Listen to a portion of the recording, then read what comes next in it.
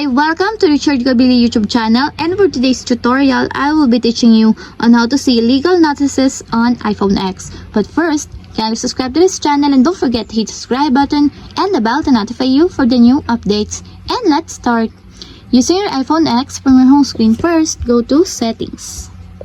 Then in the Settings, scroll down and find the General, then Top.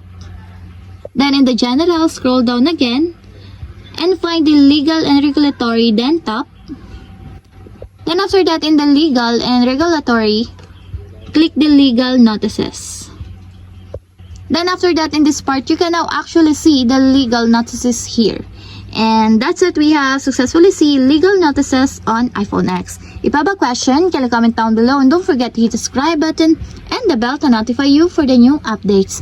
And thank you for watching!